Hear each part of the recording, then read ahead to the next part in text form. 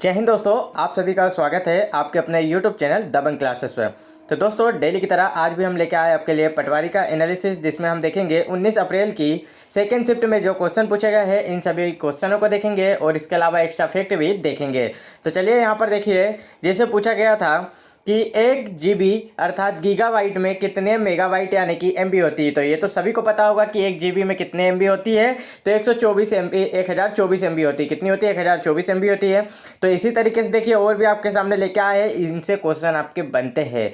सबसे बाद में देखा भाई, तो देखिए ये क्वेश्चन पूछा गया था जैसे कि एक टीबी में कितने GB होता है। ये क्वेश्चन आपसे पूछा जा चुका है प्रीवियस में पेपर में। तो देखिए, जो 4 बिट होता है ये 1 निबल के बराबर होता है, जो 8 बिट होता है वो 1 बाइट के बराबर होता है, और जो 124 बाइट होता है वो 1 KB के बराबर होता है, और 124 KB किसके बराबर होता है? 1 MB के बराबर होता है। 1 MB के 1024 MB जो है वो किसके बराबर होता है? 1 GB के बराबर होता है। 1024 GB किसके बराबर होता है? 1 TB के बराबर होता है, और 1024 जो TB है वो 1000 PB के बराबर होता है। तो इनका फुल फॉर्म भी लिखा है किलोबाइट, मेगाबाइट, गीगाबाइट, टेराबाइट और पेटाबाइट, क्योंकि इनकी घातों के अनुसार ये क्वेश्चन पूछे जाते हैं। नेक्स्ट क्वेश्चन देखिए, नेक्स्ट क्वेश्चन यहाँ पर पूछा गया है जैसे कि आपको बताना है, हाल ही में पहला लता मंगेशकर दीनानाथ पुरस्कार किसे दिया गया है?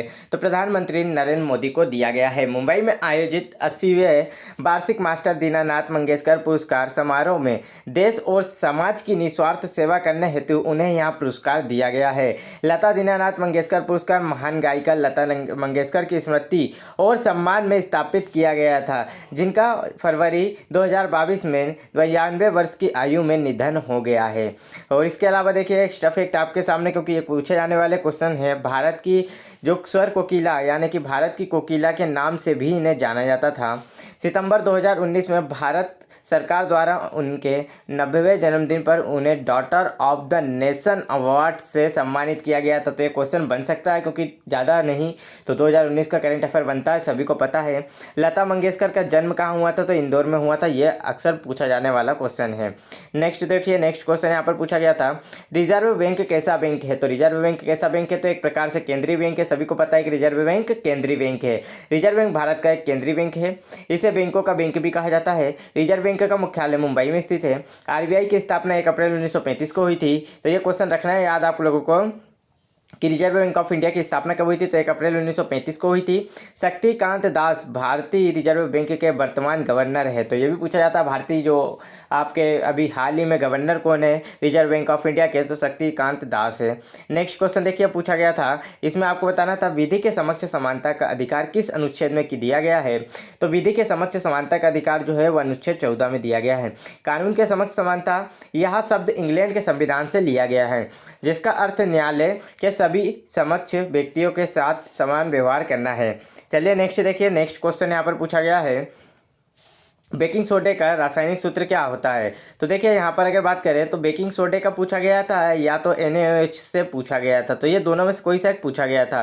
तो देखिए बेकिंग सोडे का रासायनिक सूत्र क्या होता है? तो NaHCO3 होता है। सोडियम बाइकार्बोनेट कहते हैं, यह एक कार्बनिक यौगिक है। इसे मीठा सोडा या खाने का सोडा भी या बेकिंग सोडा भी कहते हैं। नेक्स्ट देखिए, नेक्स्ट यहाँ पर पूछा गया था, देखिए ये पूछा गया है कि सोडियम हाइड्रोक्साइड का रासायनिक सूत्र होता है तो NaOH होता है। इसे दाहक सोडा या कास्टिक सोडा भी कहते हैं। नेक्स्ट क्वेश्चन देखिए, नेक्स्ट क्वेश्चन पूछा गया था, दाब के नियम का प्रतिपादन किसने किया था? तो दाब का जो नियम है इसका प्रतिपादन किसने किया था? ब्लेज पास्कल ने किया था। तो सभी को पास्कल नाम तो याद होगा, क्योंकि आपने देखा होगा बहुत जगह यहाँ पर, जैसे आपने सुना होगा द्रव्य में जो ब्रेक लगता है वो सब क्या होता है? पास्कल के नियम पे ही लागू होता है। तो ये आप लोगों से अधिकतर पूछा जाता है। तो देखिए, स्थिर द्रव्य में एक ही क्षैतिज तल में स्थित सभी बिंदुओं पर दाब समान होता है। तो ये क्वेश्चन आपके लिए बहुत इंपॉर्टेंट है, क्योंकि पूछा जाता है ब्रेक जो आपका लगता है द्रव्य वेग वो कैसा लगता है? तो जैसे कि वो दाब के नियम पर होता है, पास्कल के नियम पे। स्थिर द्रव्य के भीतर किसी बिंदु पर दाब प्रत्येक दिशा पर में बराबर होता है। नेक्स्ट क्वेश्चन देखिए, पूछा गया था, दिनांक और समय पर लाने की शॉर्टकट की क्या है? तो alter plus shift plus F जो है वो आपकी जो होती है दिनांक को समय पर लाने की शॉर्टकट की है। नेक्स्ट क्वेश्चन पूछा गया था, SLR का पूर्ण रूप क्या होता है? तो SLR का पूर्ण रूप जो होता है स्टैट्यूटरी लिक्विडिटी रेशो होता है। तो देखिए यहाँ पर आपसे पूछा गया इसका हिंदी में मतलब बताना है, तो वैधानिक तरलता अनुपात। जो दूसरी बार ये क्वेश्चन पूछा गया, इससे पहले भी एक बार ये क्वेश्चन पूछा गया था और हमने आपको बताए भी थे। चुनाव आयुक्त का कार्यकाल कितना होता है? तो चुनाव आयुक्त का जो कार्यकाल होता है वो 6 वर्ष या 65 वर्ष होता है। 6 वर्ष या 65 वर्ष की आयु तक जो भी पहले हो जाए तो इन्हें हटा दिया जाता है।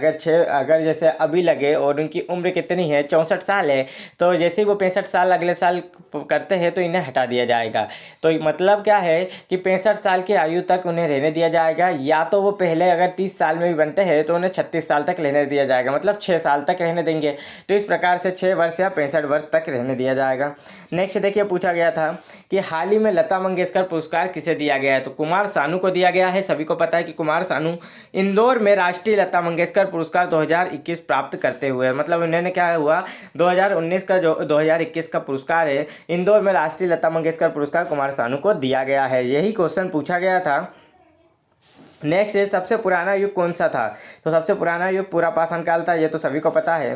नेक्स्ट देखिए पूछा गया था गैसों का विसरण का जो नियम है किसने दिया था? तो गैसों का जो विसरण का नियम है वो दिया गया था। गैसों के विसरण का नियम किसके द्वारा दिया गया था? तो ग्राहम थॉमस के द्वारा दिया गया था। यहाँ पर हमने लिख नहीं पाया है, तो देखिए उत्तर क्या हो जाएगा, ग्राहम थॉमस। तो आपने ज़रूर सुना होगा ग्राहम के गैसों के विसरण के नियम, तो यही राइट आंसर हो जाएगा।